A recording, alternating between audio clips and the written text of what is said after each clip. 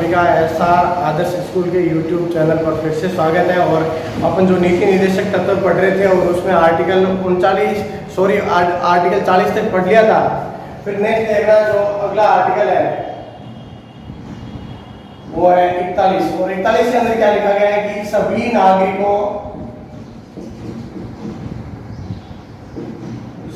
नागरिकों को अपनी योग्यता के अनुसार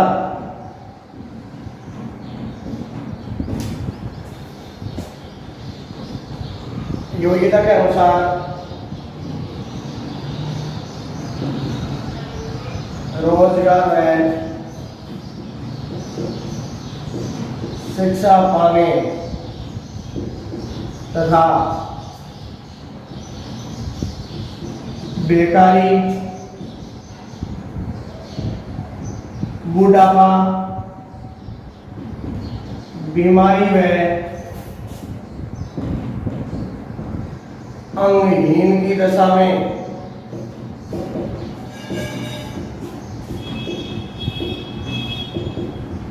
सार्वजनिक सहायता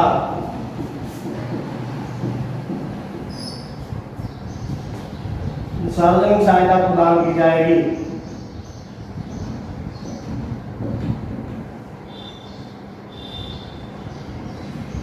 देखिए इसमें कि सभी नागरिक हैं, चाहे स्त्री पुरुष हो, यानी किसी भी प्रकार का कोई भेदभाव नहीं होगा। सभी नागरिकों को उनकी योग्यता के अनुकूल रोजगार पाने का अधिकार है, शिक्षा पाने का अधिकार है, रोजगार में शिक्षा प्राप्त कर सकते हैं। और कुछ विशेष कंडीशन होती है, जैसे बेकारी है, उनके पास कोई रोजगार नहीं है, या कोई वृद्धावस्था है, बुढ़ापा है, या कोई बीमार है, तो बीमारी में अंगहीन की इन दशाओं के अंदर है सरकार के द्वारा सार्वजनिक सहायता प्रदान की जाएगी। फिर नेक्स्ट देखिए आप आगे आर्टिकल 42,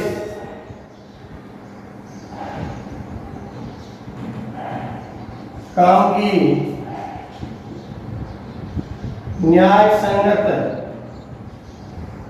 व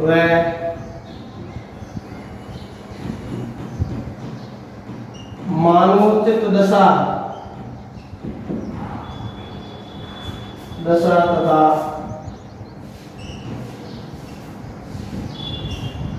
प्रसूति सहायता प्रदान की जाएगी।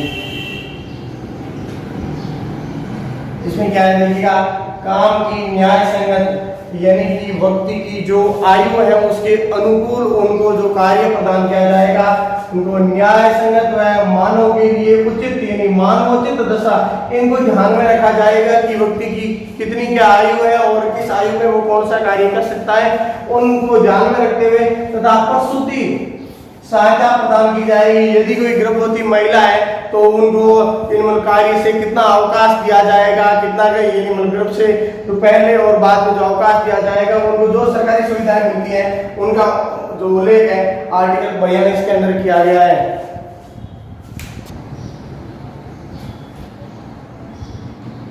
आर्टिकल 43 देखिए, आर्टिकल 43 के अंदर है कि राज्य का यह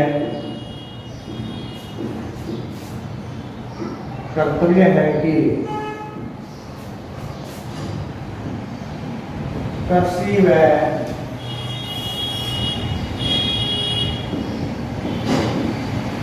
उद्योगों में लगे मजदूरों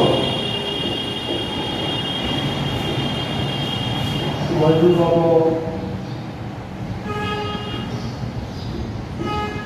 जीवन निर्वाह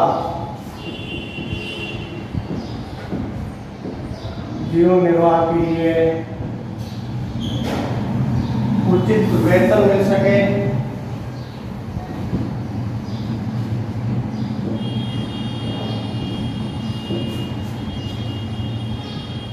उनके जीवन स्तर को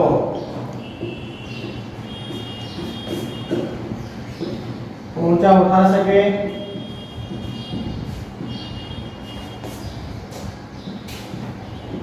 तथा अवकाश अवकाश के समय का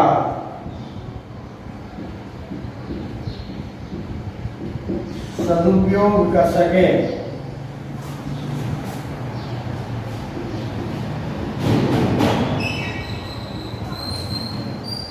सामाजिक तथा सांस्कृतिक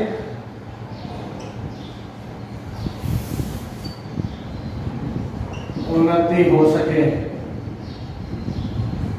यानी कि राज्य का एक दायित्व बनेगा कि दो क्षेत्र हैं, तो कृषि और दूसरा है उद्योग। इनमें जो लगे हुए मजदूर हैं उनको जीवन निर्वाह यानी अपना जीवन यापन करने के लिए उनको उचित वेतन मिल सके, यानी जितने रुपए का वो कार्य कर रहे हैं उनको उतना उचित वेतन मिले, उचित वेतन मिल सके, और उनका जो जीवन स्तर है उनको है निम्न से उच्च की ओर बढ़ाया जाए, यानी उसको ऊंचा उठा सके, तथा जो मजदूरों को जो अवकाश मिलता है उन अवकाश के समय का वो सही सदुपयोग कर सके, जिसके द्वारा क्या होगा कि उनका सामाजिक व सांस्कृतिक विकास हो सके, उसकी उन्नति हो सके।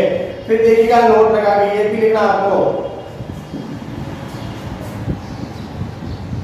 कि राज्य गांव में सहकारी व व्यक्तिगत आधार पर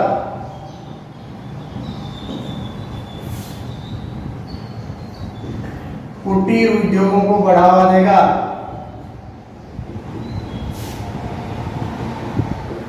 कुटीर उद्योगों को बढ़ावा देगा, यानी कि जो छोटे छोटे गांवों के अंदर जो उद्योग है उन कुटीर उद्योगों को सहकारी आधार पर या व्यक्तिगत आधार पर दोनों ही स्तर पर इन कुटीर उद्योगों को सरकार बढ़ावा देने का कार्य करेगी। फिर एक और लगा के और बात ये है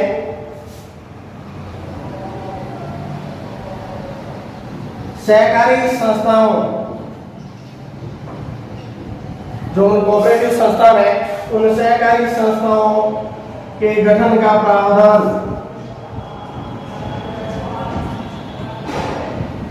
और ये जो सहकारी संस्थाओं के गठन का प्रावधान है ये देखिएगा आर्टिकल 48B में किया गया है, और इसको जोड़ा जाता है 97 संविधान संशोधन अधिनियम 2012 के द्वारा। तो देखिए इस आर्टिकल 43 के अंदर ये बातें लिखी गई है कि राज्य का एक दायित्व होगा कि वो कृषि और उद्योगों में लगे हुए मजदूरों के जीवन निर्वाह के लिए उनको उचित वेतन प्रदान कर सके तथा उनके जीवन स्तर को ऊपर उठा सके तथा अवकाश के समय का सही सदुपयोग कर सके, जिससे उनमें सामाजिक और सांस्कृतिक उन्नति होगी। फिर देखिएगा आगे जो बात लिखी थी कि राज्य गांव में सहकारी या व्यक्तिगत आधार पर जो कुटीर उद्योग है उनको बढ़ावा देगा तथा सहकारी संस्थाओं के गठन का भी प्रावधान किया गया, और इसको बाद में जोड़ा गया और इसको जोड़ा जाता है 97 संविधान संशोधन अधिनियम 2012 के द्वारा। देखिए आर्टिकल 44 के अंदर क्या गया है कि ये सभी नागरिकों के लिए एक सिविल कोड होगा। सिविल कोड यानी एक समान सिविल संहिता होगी, किसी भी नागरिक के साथ में किसी भी प्रकार से कोई भेदभाव नहीं किया जाएगा। तो देखिएगा भारत के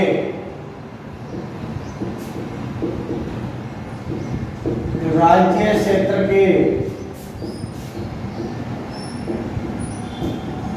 सभी नागरिकों के लिए एक समान सिविल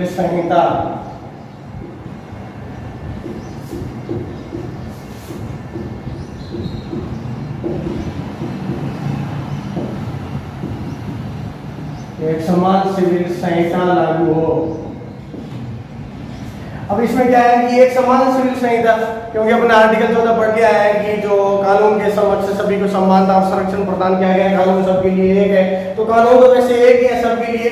तो इसमें क्या होता है कि जो जैसे जाति के आधार पर, धर्म के आधार पर, जैसे गोद लेने की प्रथा है या फिर जो विवाह की प्रथा है या तलाक की प्रथा है, सभी के अंदर अलग अलग है। तो इस अलग अलग ये जो प्रथाएं हैं इन सभी को एक किया जाएगा, उसको बोला जाता है सिविल संहिता। यानी सभी नागरिकों के लिए ये जो प्रावधान होंगे, चाहे धर्म हो, जाति हो, किसी भी आधार पर हो, सबके लिए एक होगा। और इस पर है कानून बनने वाला है, क्योंकि सरकार इसको लेकर के थोड़ी सी एक्टिव है। नेक्स्ट देखिए आगे कि आर्टिकल जो 45 है, इसके अंदर क्या है कि पूर्व प्रारंभिक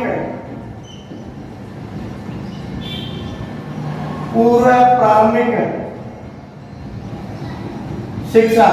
पूर्व प्रारंभिक शिक्षा क्या होती है कि 6 वर्ष से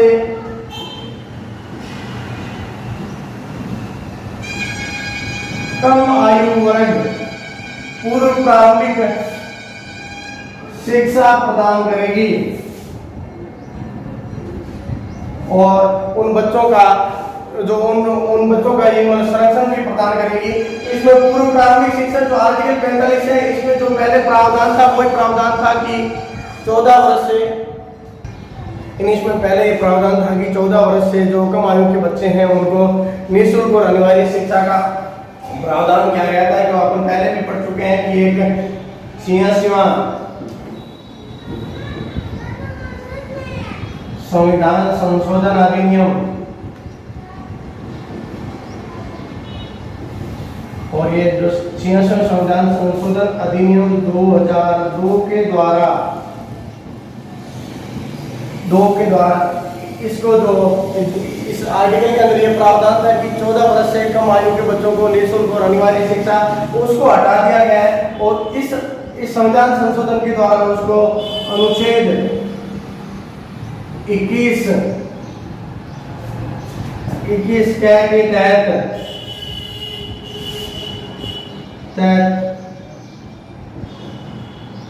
शिक्षा के अधिकार को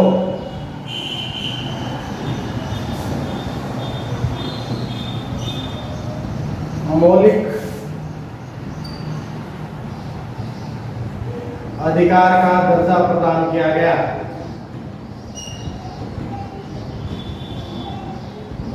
यानी यहाँ से वो बात हटा दी गई है और आर्टिकल 14 के तहत उसमें कानून जो मौलिक अधिकार बना दिया गया, तो शिक्षा का अधिकार था। और फिर है इसी के द्वारा जो इसमें संशोधन करके इसमें जोड़ दिया गया पूर्व प्रारंभिक शिक्षा, यानी 6 वर्ष से कम आयु वर्ग के बच्चों के लिए शिक्षा का प्रावधान।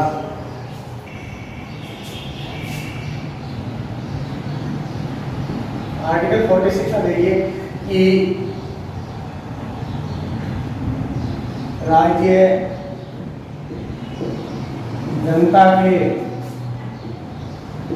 सभी वर्गों विशेषकर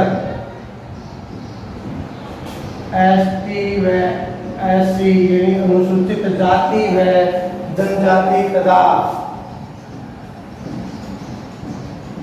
समाज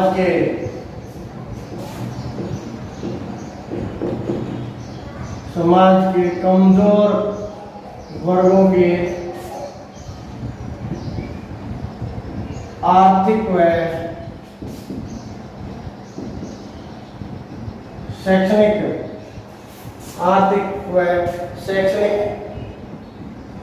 हितों की रक्षा करेगी।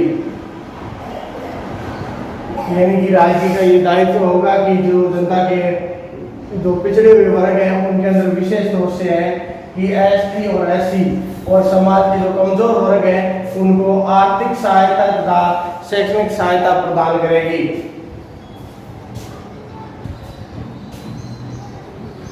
आर्टिकल 47 के अंदर लिखा गया है कि राज्य का यह दायित्व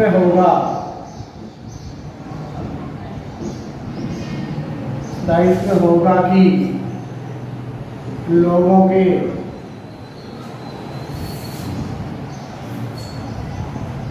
जीवन स्तर को ऊंचा उठाने तथा सार्वजनिक स्वास्थ्य के विकास का प्रयत्न करेगा। देखिएगा इसके अंदर है कि राज्य का एक दायित्व होगा कि लोगों का जो जीवन स्तर है किस प्रकार से उसको ऊपर उठाया जाए तथा सार्वजनिक स्वास्थ्य यानी कि जो लोगों का स्वास्थ्य का स्तर है उसका भी विकास किया जाएगा। तथा इसमें आगे देखिएगा कि सरकार है औषधि वितरण यानी जो दवाइयों का वितरण होगा औषधि वितरण के अतिरिक्त इनके अलावा मादक व द्रव्य पदार्थों पर प्रतिबंध लगाएगा।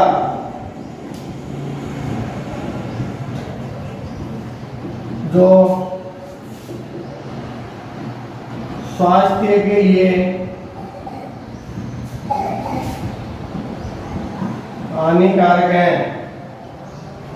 तो इस आर्टिकल जो 47 है इसी के तहत है। जैसे शराबबंदी की जाती है तो भी इसी के तहत की जाती है। तो इसके अंदर क्या है कि सरकार जो औषधियों का वितरण करेगी यानी दवाइयों का वितरण करेगी स्वास्थ्य के क्षेत्र में, इनके अलावा जो भी मादक और द्रव्य पदार्थ है उन पर प्रतिबंध लगा सकती है और वो भी है कि स्वास्थ्य के लिए यदि कोई हानिकारक है तो। थैंक्स। इससे आगे का है जो अगले वीडियो में पढ़ेंगे।